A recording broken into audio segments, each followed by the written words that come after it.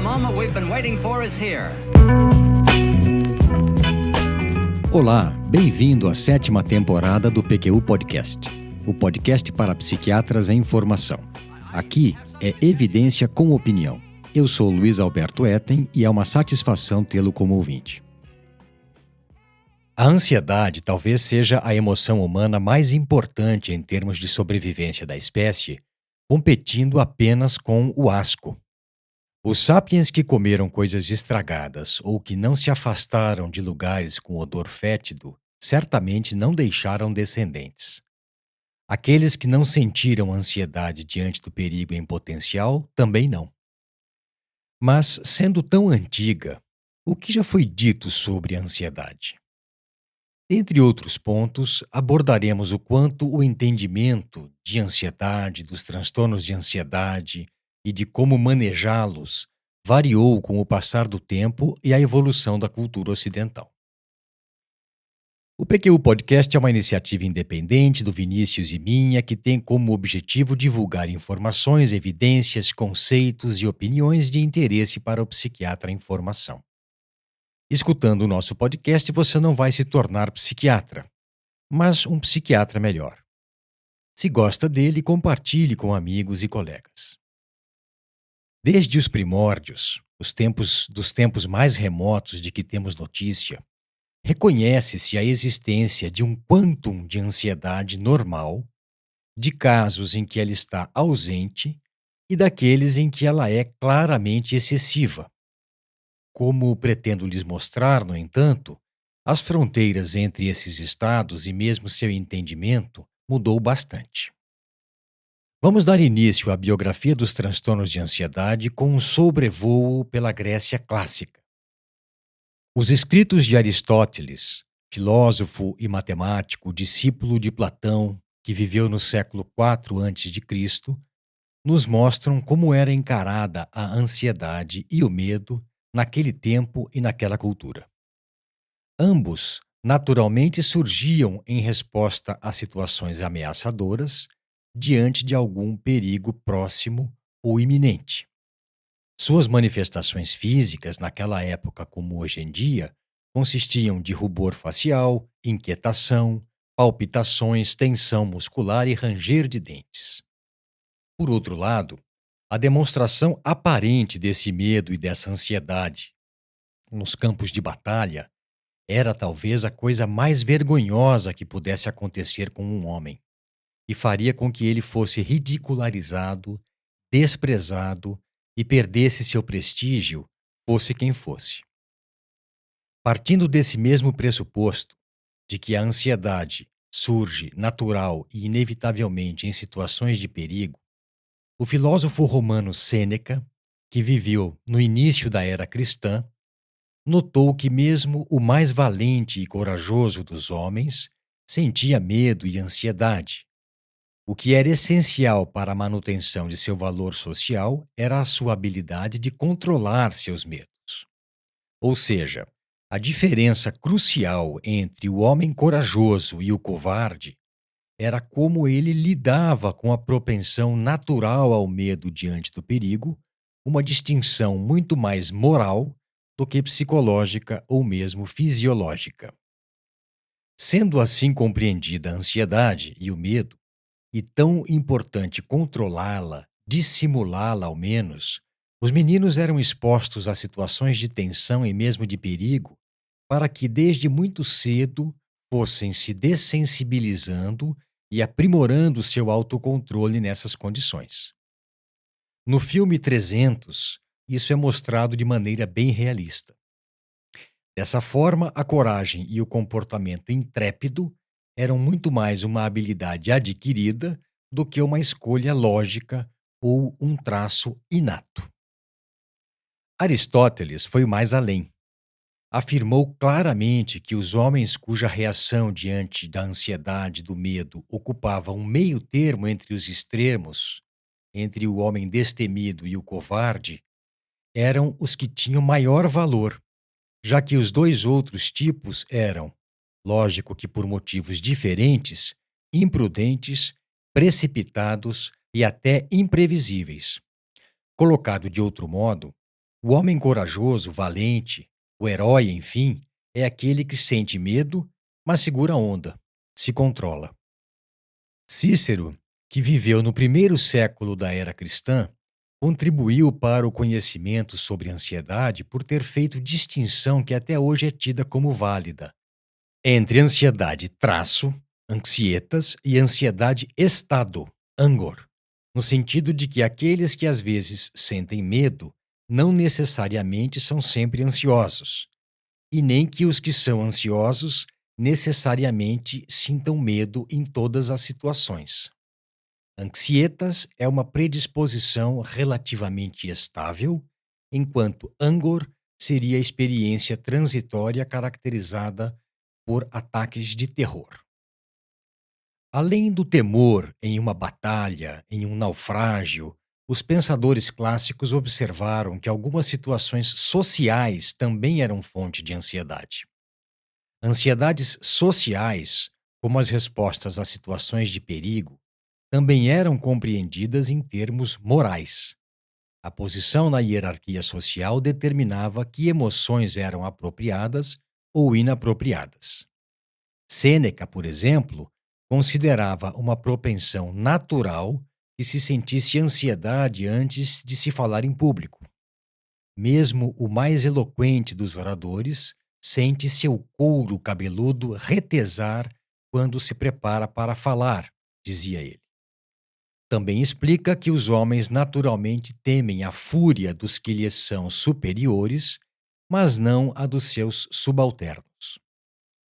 Já Epiteto, filósofo grego representante do estoicismo, inclui na ansiedade social os temores relativos ao escrutínio, aos julgamentos dos outros em relação ao comportamento público do sujeito em evidência. Cabe citar uma figura mais desse período, o fundador da escola de pensamento que, em oposição aos métodos clássicos de controle da ansiedade, baseados no treinamento e dessensibilização para a superação de medos naturais, focalizava-se no ensino de como atingir e manter o estado de paz interior. Estou me referindo a Epicuro, que viveu de 341 a 270 a.C., para quem a meta era, abre aspas, o corpo livre de dor e o espírito de problemas, de inquietações, fecha aspas. Formulação que foi traduzida por alguns como sendo a mente livre da ansiedade. Ele e seus seguidores, Lucrécio entre eles, poeta romano, propuseram doutrinas e técnicas para superar ansiedades naturais, como o medo da morte e dos deuses. Em poucas palavras, como entendiam que a ansiedade se originava da discrepância entre desejos e a capacidade para realizá-los, pensavam que a maneira mais efetiva para controlar essa emoção era inibir, apaziguar o desejo para atingir um estado de serenidade. A medicina desse período não reconhecia a existência de ansiedade patológica como entidade clínica distinta, mas sim como uma faceta da melancolia, condição intimamente relacionada aos quadros depressivos de hoje em dia. Hipócrates, considerado o pai da medicina moderna, classificava os sintomas de melancolia em dois grupos: medo e abatimento ou prostração. Na mesma linha, Galeno comentava que, embora cada paciente melancólico tenha características próprias, todos exibem medo e prostração. O mesmo foi observado por seu contemporâneo Areteu da Capadócia. A exceção a essa regra eram os estados de ansiedade relacionados a situações ou objetos, aerofobia, pantofobia, hidrofobia, equivalentes às denominadas fobias específicas de hoje em dia. Perdoem-me se eu me alonguei, mas é que essas formulações dos gregos e romanos se mantiveram predominantes no entendimento e manejo dos estados de ansiedade até o fim do século XVIII. No século XI, por exemplo, o médico persa Ibn Sina, mais conhecido como Avicena, que é citado no romance histórico O Físico, de Noah Gordon, definia os sintomas de melancolia como sendo pessimismo, isolamento social, medo sem causa, irritabilidade, vertigem, agitação interna e formigamentos, especialmente no abdômen. 4 séculos depois, em 1400, Marsilio Ficino caracterizava o estado de melancolia típico como nenhuma esperança e medo de tudo. Nos anos 1600, Richard Napier, médico e clérigo inglês, registrou relatos de caso de centenas de pessoas com estados de ansiedade que se consultaram com ele, dos quais se depreende quais os maiores temores da comunidade em que ele trabalhava, uma amostra representativa das pessoas do interior da Inglaterra daqueles tempos. Como verão, esses casos são ilustrativos de que as preocupações não são maiores hoje do que naqueles dias, apenas têm focos diferentes. Vale ressaltar que são casos de ansiedade sem relação com melancolia ou loucura, termos utilizados à época para diferenciar quadros que hoje provavelmente classificaríamos como depressivos ou psicóticos. A maior fonte de ansiedade, de preocupação e medo era a pobreza. Principalmente os homens se preocupavam com a perda ou falta de dinheiro. Também era muito comum o medo de doenças. Boa parte da população da época convivia com a morte. Epidemias, desnutrição, verminoses e disenteria, acidentes e as sequelas que deixavam, infecções, dificuldades no parto, defeitos de nascença, matavam muito mais precocemente e mais rápido do que hoje em dia. As pessoas se preocupavam ainda com encantamentos e acusações de feitiçaria. 2/3 dos relatos de Napier tinham a ver com esse tema e com pecados que poderiam levar à danação eterna. Em seguida, havia as preocupações e inseguranças mais comezinhas, problemas envolvendo namoro, noivado e vida conjugal, especialmente brigas conjugais, amores não correspondidos, objeção dos pais ao namoro. Também preocupações com a transição da adolescência para a vida adulta e incerteza quanto ao futuro e quanto a ter filhos e como criá-los.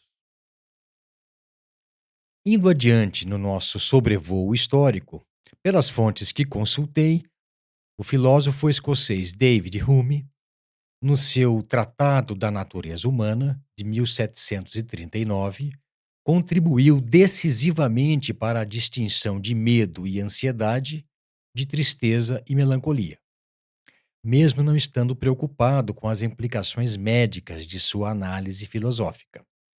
Para Hume, a diferença crucial entre essas condições era que tristeza e luto resultavam de ocorrência real de eventos perturbadores, enquanto medo e os estados correlatos de ansiedade, consternação e terror tinham a ver com a incerteza e a antecipação de eventos ruins que poderiam acontecer. Um conterrâneo e contemporâneo de Hume, William Cullen, professor de medicina, foi quem cunhou o termo neurose para se definir as várias enfermidades do sistema nervoso central. Foi também ele quem percebeu que os diversos sintomas físicos e psíquicos da ansiedade não indicavam transtornos distintos, mas sim manifestações de uma mesma síndrome distinta da melancolia.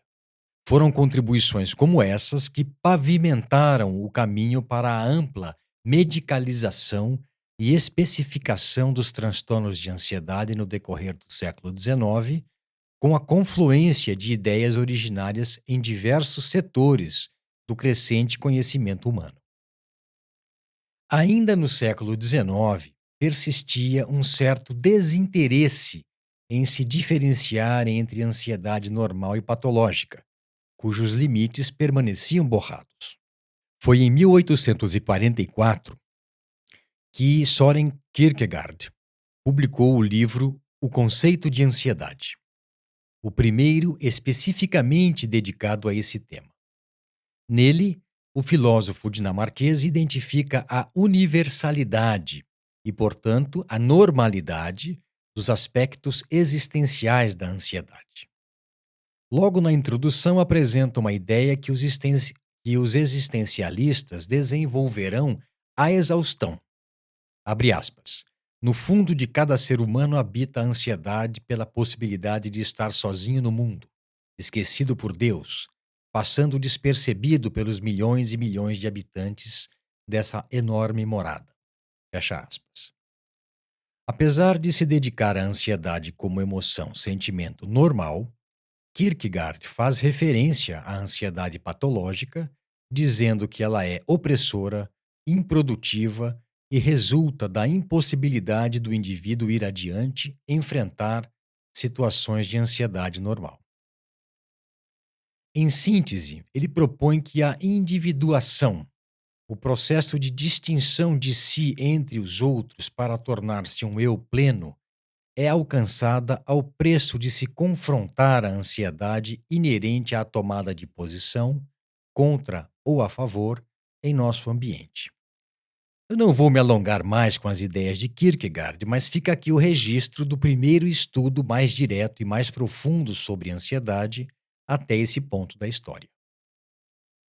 28 anos depois, em 1872, Charles Darwin, naturalista inglês, publica A Expressão das Emoções no Homem e nos Animais, em que afirma que o medo causa posturas e expressões faciais características, tanto nos homens quanto nos animais, que são distintas de outras emoções, tais como tristeza, alegria e asco. Em linha com o que ele havia proposto em A Origem das Espécies, de 1859, Darwin argumenta sobre o sentido de as criaturas vivas serem naturalmente medrosas, a seleção natural. Organismos que se amedrontam face ao perigo têm mais chances de sobreviver e de se reproduzir do que os que não o fazem. Darwin não discutiu experiências subjetivas da ansiedade e do medo, mas enfatizou que os sinais corporais que eles causavam os distinguiam de outros estados emocionais. Em 1869, George Baird, neurologista americano, cunhou o termo neurastenia para abarcar queixas físicas vagas, dificuldades sexuais, fadiga e ansiedade que ocorriam predominantemente em homens e que seria decorrente da exaustão mental por conta da tensão, volume de trabalho e estresse a que estavam submetidos. Esse diagnóstico se espalhou pelo mundo ocidental e tornou-se extremamente popular também na Europa.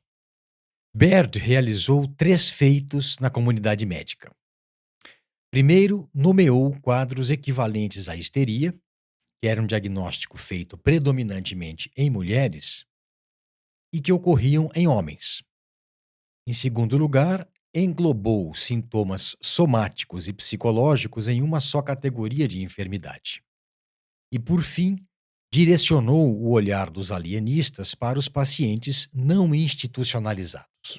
Apesar de ser ainda um balaio de gatos esse conceito de neurastenia, foi nessa população que Ewald Hecker, psiquiatra alemão, Henry Maudsley, psiquiatra inglês, e Edouard Brissot, neurologista francês, identificaram pacientes com ataques de ansiedade, pânico e ansiedade paroxística, respectivamente.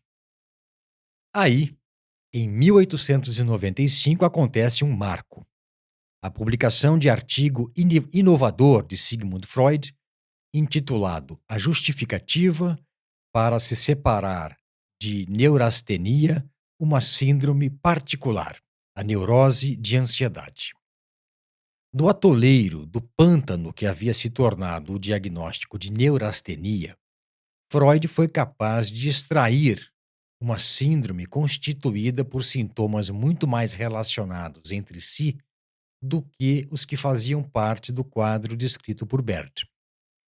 Além disso, em seus escritos iniciais, Antes dos textos que fundaram a psicanálise, Freud delineou as maiores entidades clínicas envolvendo manifestações de ansiedade que persistem até hoje, valendo-se, diga-se de passagem, do mesmo método empregado pelo revolucionário DSM-3, que é baseado primordialmente em apresentação clínica.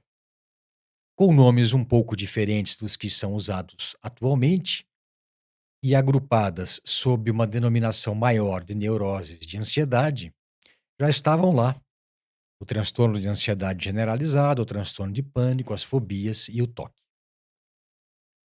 Digno de nota é ainda a proposta de Pierre Janet, neurologista e psiquiatra francês, que, em 1903, publicou As Obsessões e a Psicastenia, em que ele almejava explicar reações emocionais da vida cotidiana, além de transtornos psiquiátricos nos quais a ansiedade estava presente, às vezes subjacente a outras emoções, especificamente a raiva, o medo e o amor. Ele disse mais, que considerava o conceito de neurastenia muito abrangente e, por isso, inútil, e que, no que ele denominou psicastenia, os sintomas eram expressão primária de problemas psicológicos e não somáticos, e que ele considerava a ansiedade a mais elementar das funções mentais.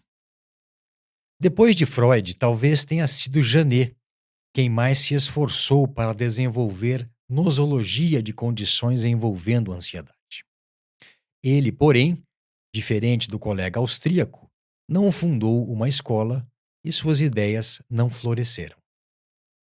Que fique registrado que foi ele, Pierre Janet, quem cunhou em 1903 o termo fobia de situações sociais ou fobia social. Sem entrar no mérito do que pensou Freud sobre a psicogênese dos estados de ansiedade, e já cientes da contribuição que ele deu para a nosologia dos quadros de ansiedade patológica, gostaria de apresentar os parâmetros dos quais ele se valia para distinguir ansiedade normal e patológica, seu foco, o grau de incerteza da situação ansiogênica e o seu valor adaptativo. Explicando melhor, para Freud, medos de ficar só ou do escuro, normais em crianças, seriam indicativos de neurose em adultos. Além disso, a ansiedade e o medo diante de um perigo real e reconhecido é normal, enquanto a que é relacionada com a antecipação de perigos desconhecidos ou possíveis é neurótica. Por fim, a ansiedade normal seria um alerta diante de perigo real e imediato, que auxilia, inclusive, a evitá-lo, a se safar dele. Já a ansiedade neurótica, disfuncional, ocorre quando o nível de ansiedade ultrapassa a capacidade de contenção do ego e, com isso, força a pessoa a empregar defesas psíquicas irracionais. Importante que se diga, no entanto, que para Freud, a linha divisória entre a ansiedade normal e anormal não é clara, havendo superposição de ambas na transição. Posteriormente, já distante do inicial delineamento cuidadoso de variedade de síndromes ansiosas, Freud passou a ver a ansiedade como aspecto inespecífico presente em muitas formas de desconforto, tanto normais quanto patológicas. No transcorrer do século XX, a ansiedade não só foi uma condição central na prática médica e psiquiátrica, mas também um aspecto da cultura ocidental. Em parte, isso se deveu tanto à popularização do pensamento psicanalítico quanto ao existencialismo.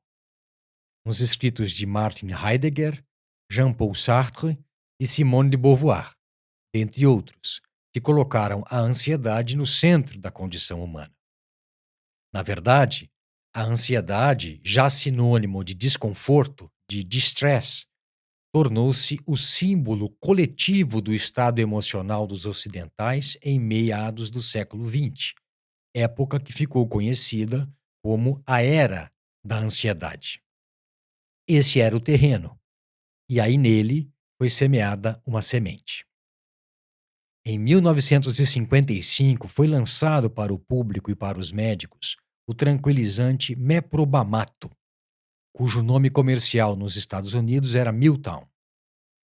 Ele foi o primeiro medicamento a ser explicitamente divulgado como agente anti-ansiedade, que combinava alívio da tensão nervosa e propriedades miorrelaxantes. O Miltown, propagado como o tratamento ideal para o estresse, o nervosismo e a tensão relacionados com o cotidiano, foi o primeiro psicofármaco a se tornar um blockbuster, um produto muito popular e que proporcionou enorme retorno financeiro para a empresa fabricante.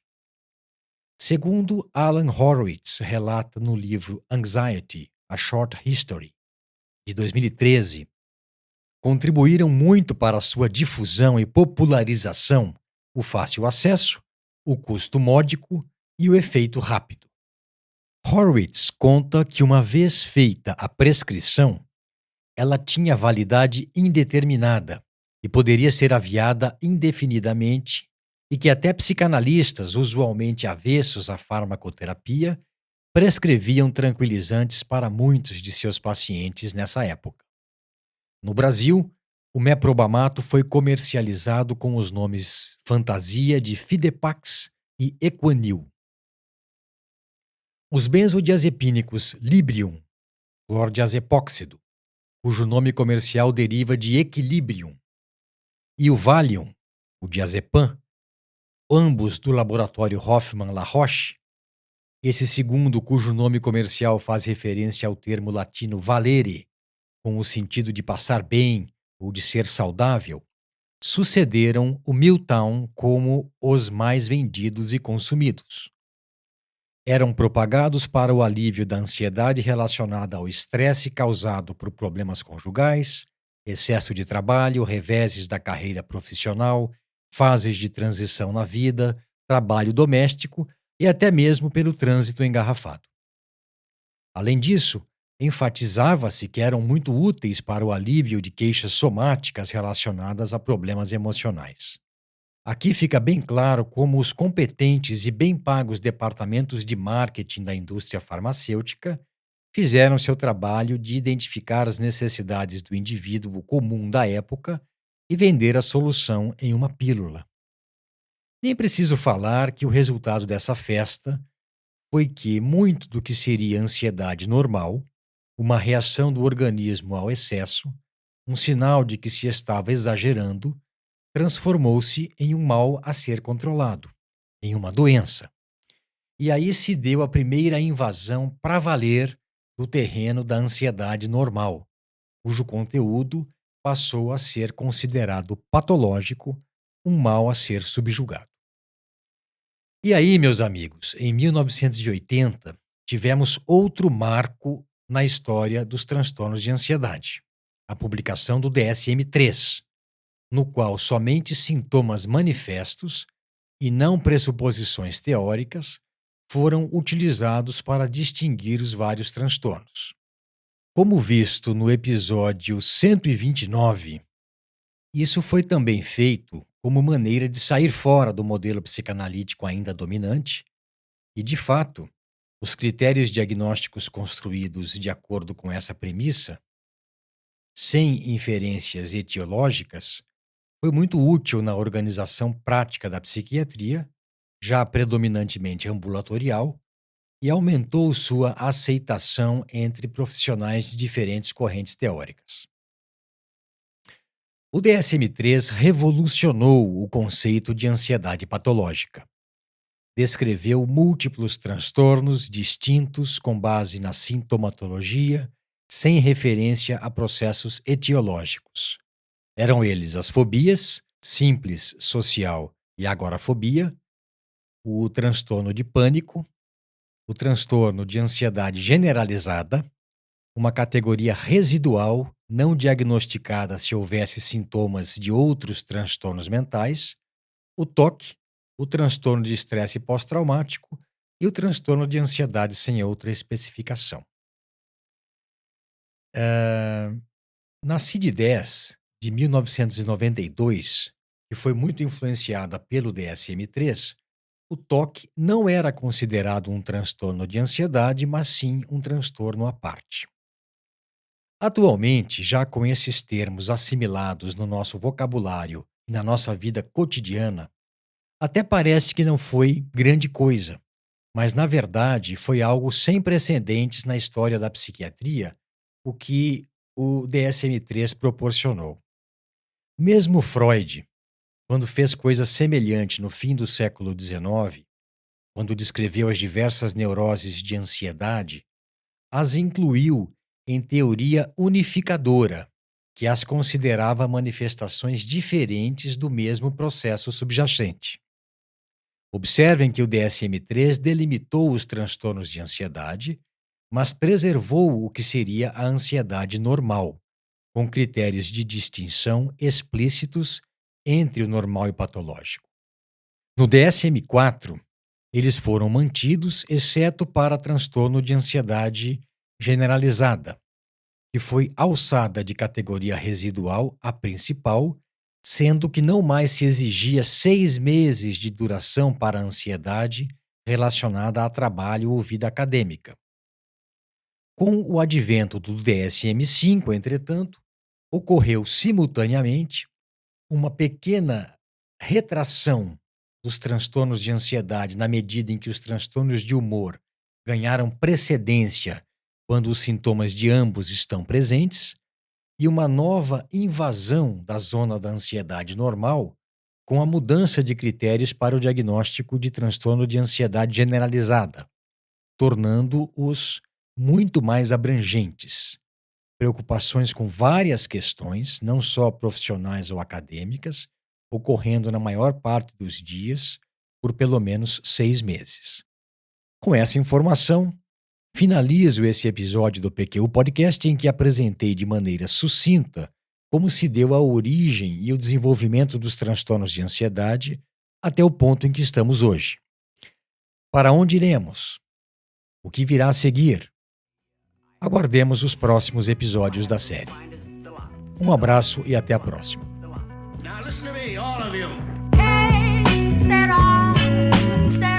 Acesse a nossa página no Facebook e siga-nos no Instagram para ficar por dentro de tudo o que acontece no PQU Podcast. Confira em www.pqpodcast.com.br todos os episódios já publicados, com as respectivas referências, organizados por data, autor e sessão. Agradecemos a sua atenção.